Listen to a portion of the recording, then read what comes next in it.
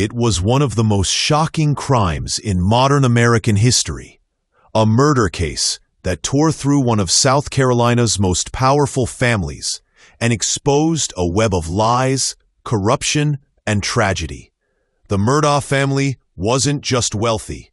They were practically untouchable. For nearly a century, the Murdaugh name had dominated the legal system in the Low Country, with 3 generations serving as powerful prosecutors. But on a warm June night in 2021, that legacy came crashing down. Maggie Murdaugh and her 22-year-old son Paul were found shot to death near the dog kennels of their massive family estate. The man who called 911 to report their deaths was none other than Alex Murdaugh, husband, father, lawyer, and soon the prime suspect in one of America's most twisted murder mysteries. When investigators arrived at the Murdaugh estate that night, they were met with a chilling scene. Maggie and Paul had been shot multiple times at close range, their bodies lying just feet apart near the kennels. There were no signs of forced entry, no footprints leading away, and strangely, no weapons recovered. Alex Murdaugh stood there, distraught, claiming he had just discovered his wife and son dead after returning from visiting his elderly mother, who suffered from dementia. His voice trembled on the 911 call, pleading for help. But something in his story didn't sit right with detectives. Behind the grief and shock was a tangled history of secrets that few outside the family truly knew. Just months before the murders, Paul Murdaugh had been awaiting trial for the death of Mallory Beach, a young woman who died when Paul drunkenly crashed his family's boat. That case had already placed the Murdaugh name under scrutiny, and whispers about privilege and corruption began to grow louder in the small South Carolina community. People started wondering, could this powerful family's influence finally be cracking? At first, Alex seemed to be a grieving husband and father, the face of tragedy. But as police dug deeper, they found something far darker lurking beneath the surface. As investigators combed through the evidence, they began to notice inconsistencies in Alex Murdaugh's timeline. Cell phone data, vehicle records, and digital traces hinted that he might not have been where he said he was that night. Then came a crucial piece of evidence, a Snapchat video. Just minutes before the murders, Paul had filmed a short clip at the kennels, and in the background, a familiar voice could be heard. It was Alex. That single recording placed him at the exact location of the killings, right before his wife and son were shot to death. The discovery sent shockwaves through the investigation. For months, Alex had maintained that he wasn't anywhere near the scene, that he was visiting his mother and had come home to a nightmare. But now that alibi was crumbling, the public watched as this once powerful attorney, a man from a dynasty of law and order, started to look less like a victim and more like a suspect. Still, the question remained, why? Why would a man kill his own family? The answer, investigators believed, lay not just in grief or rage, but in something far more calculated: money, addiction, and years of deceit that were about to come to light. As detectives dug deeper, the motive began to take shape. Alex Murdaugh wasn't just a respected lawyer. He was drowning in lies. For years, he had been secretly stealing millions from his clients and his own law firm. His addiction to painkillers had spiraled out of control, and his once perfect image was beginning to collapse. The murders, prosecutors would later argue, were an act of desperation, a brutal distraction from financial ruin. On June 7, 2021, just hours before the murders, Alex reportedly asked Maggie to meet him at their family's hunting lodge.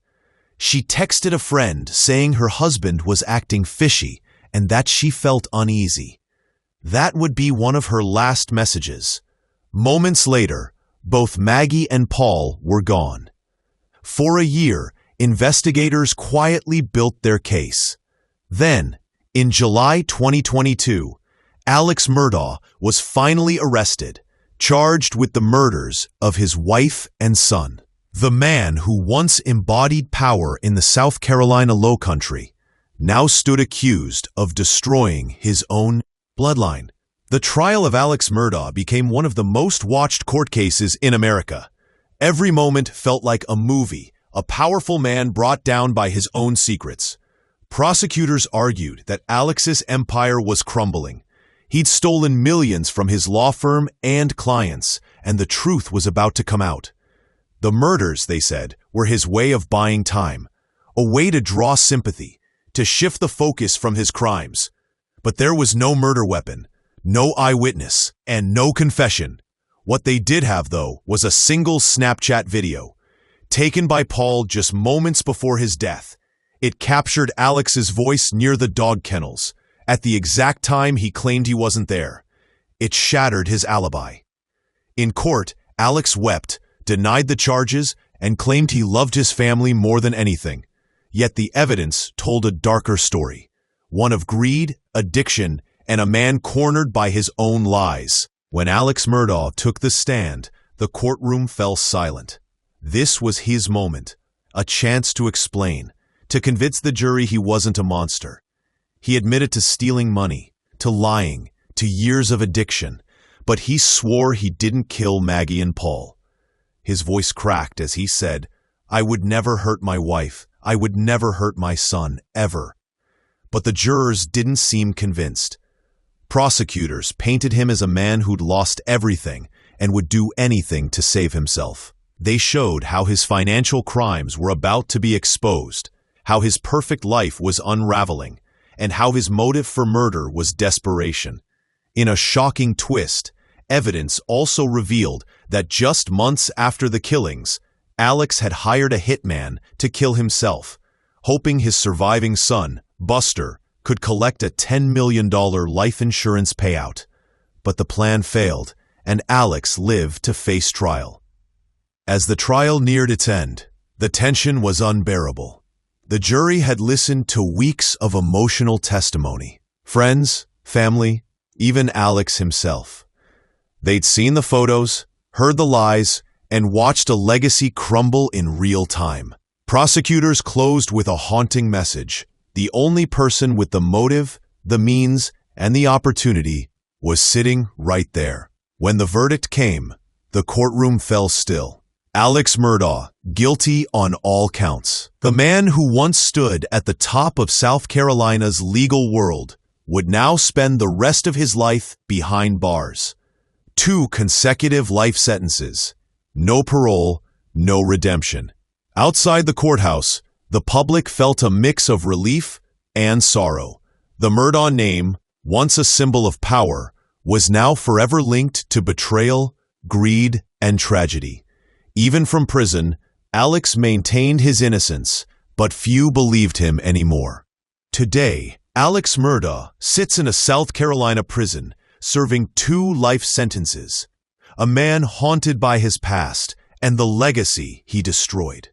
His surviving son, Buster, rarely speaks publicly, trying to live in the shadow of a name that once commanded respect, but now stands for tragedy. Disney Plus's Murdaugh, Death in the Family, brings this story back into the spotlight, not just as entertainment, but as a chilling reminder of how greed and lies can twist even the most powerful families. It's a story about money, addiction, and the illusion of control, but most of all, it's about how far one man fell when the truth finally caught up. The Lowcountry will never forget that night. The screams, the sirens, the shattered piece of a dynasty. And as America watches, we're all left asking the same question. What really drives a man to destroy everything he loves?